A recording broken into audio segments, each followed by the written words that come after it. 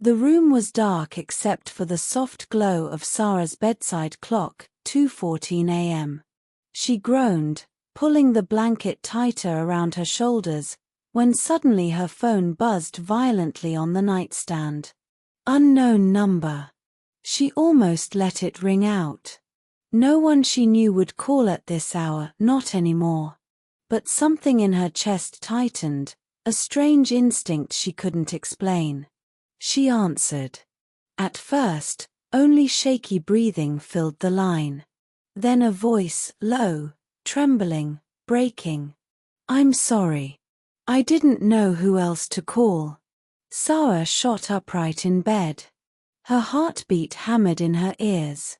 Noah, she whispered.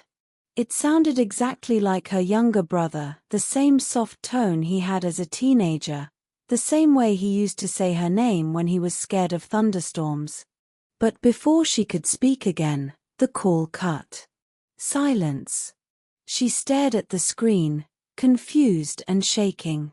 The number wasn't Noah's. He hadn't called her in months, not since he drifted away from everyone, leaving only questions behind. Sara tried calling back. Once. Twice.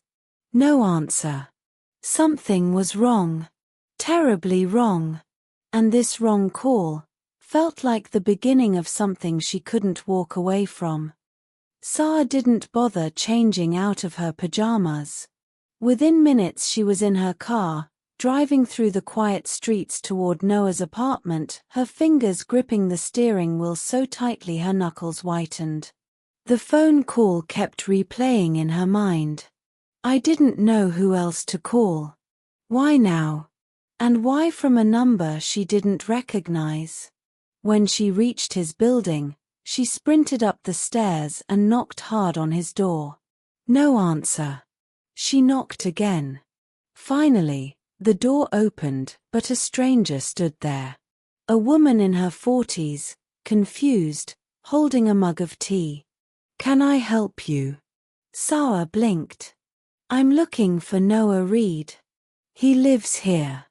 The woman shook her head. No, dear. I moved in 3 weeks ago. The old tenant never picked up his mail. He just disappeared. Sara felt the floor tilt beneath her. She tracked down 2 of Noah's old friends. Both gave her the same look, a mix of worry and helplessness. He changed jobs suddenly. We haven't seen him in months. He stopped answering everyone. But the one thing they all agreed on. He sounded scared the last time we talked. Sara's chest tightened. Noah wasn't avoiding her. He was running from something. And now, that wrong number call felt like a silent plea she had ignored for too long. Sara was halfway home when her phone vibrated again. Same unknown number. Her pulse jumped. She answered immediately. Noah. But this time, it wasn't her brother's voice. Is this Sara Reed? A woman asked nervously. Sara slowed her car to a stop on the side of the road. Yes. Who is this? Why are you calling from this number? The woman hesitated. I didn't mean to scare you. My name is Ava. I run a small tailor shop downtown. She drew a shaky breath. I found a phone outside my store tonight. A man must have left it on the bench. Sara's grip tightened on the steering wheel. A man? What man? I don't know, Ava whispered. But when I turned the phone on, your number was saved under emergency contact. Sara's stomach dropped. Then Ava added something that made Sara's hands go cold. The battery wasn't inside the phone. It was removed and placed beside it. Like someone didn't want to be found. Sara felt chills roll down her spine. What about the SIM card? She asked. It's gone, Ava said. But the lock screen showed a name before it died. She paused. It said, Noah Reid. Sara's breath caught in her throat. Her brother hadn't just vanished. Someone, maybe even Noah himself, was making sure he couldn't be traced.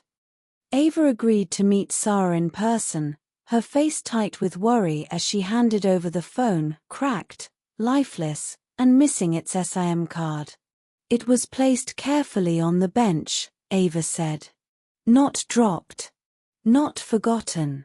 Almost like someone wanted it to be found. Sara felt a cold tremor run through her. Did you see who left it? Ava shook her head. No. But the man at the food cart down the street might have.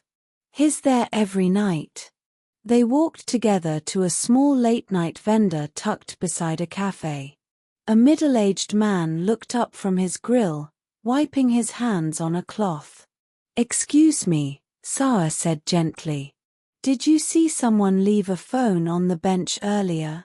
His name is Noah. Recognition flickered in the vendor's eyes. Oh, the young man with the backpack. Sara nodded quickly. The vendor lowered his voice. He was here 2 nights ago.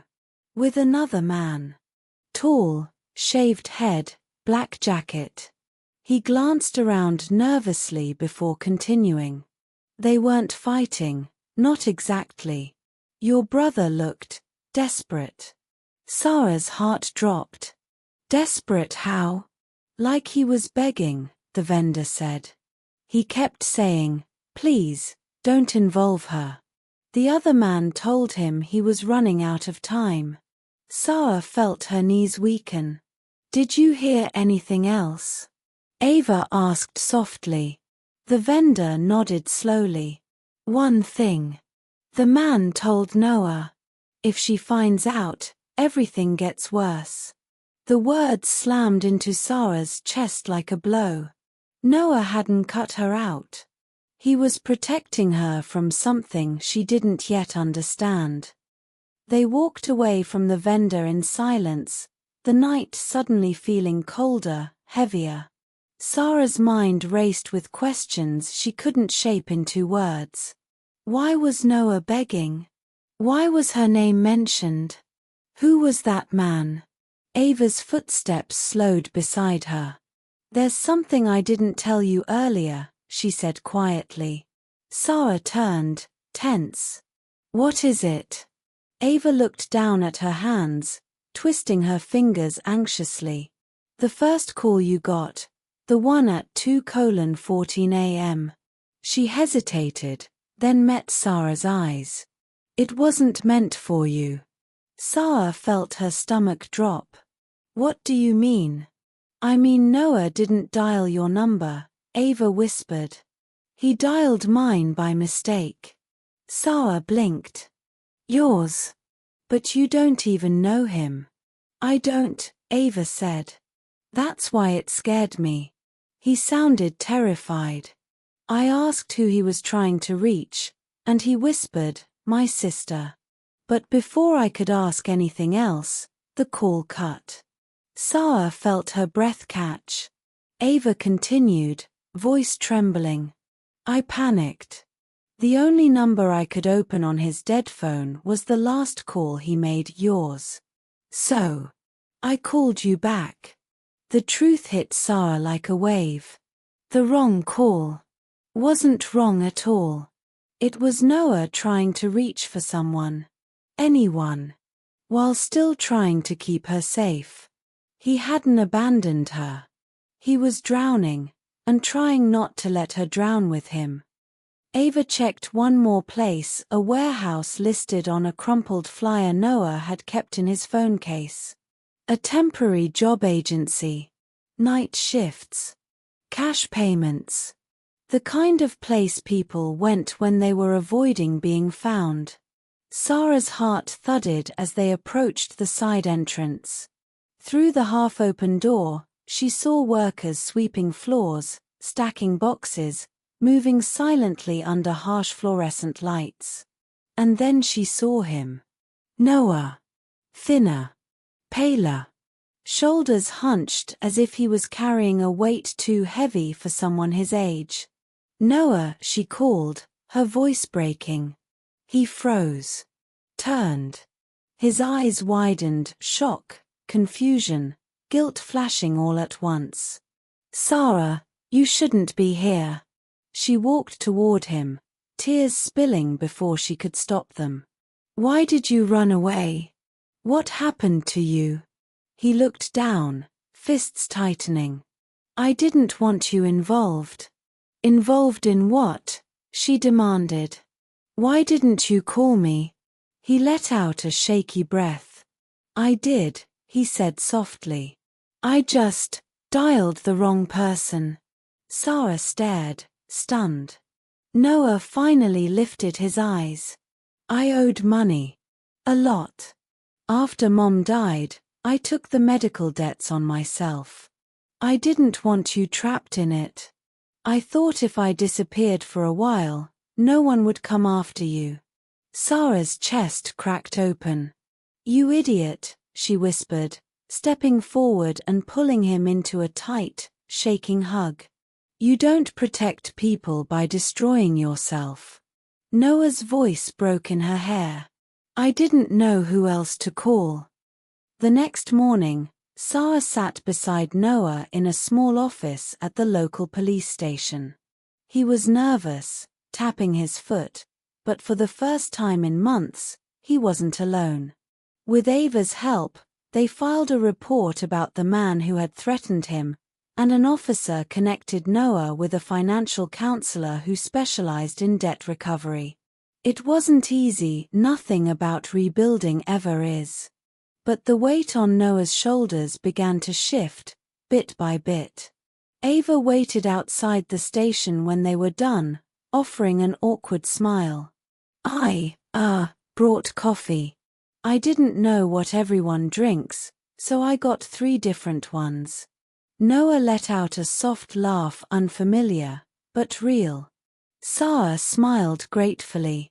A stranger who answered a wrong call was becoming something unexpected, family they didn't know they needed. Over the next weeks, Noah slowly pieced his life back together. Sara helped him create a payment plan, look for a safer job, and reconnect with the few friends he had pushed away. Ava visited often, bringing warmth, calmness, and a steady presence Noah seemed to trust. One night, Sara sat on her balcony, city lights blinking below, her phone resting on her lap. She replayed the moment everything started. That trembling voice at 2:14 a.m. saying, "I didn't know who else to call." She closed her eyes and breathed in deeply. It wasn't a wrong call. It was the only call that could have reached her. Some calls are mistakes. Others are lifelines disguised as accidents. His call wasn't wrong. It came to the one person who would never stop looking for him. Thank you for listening.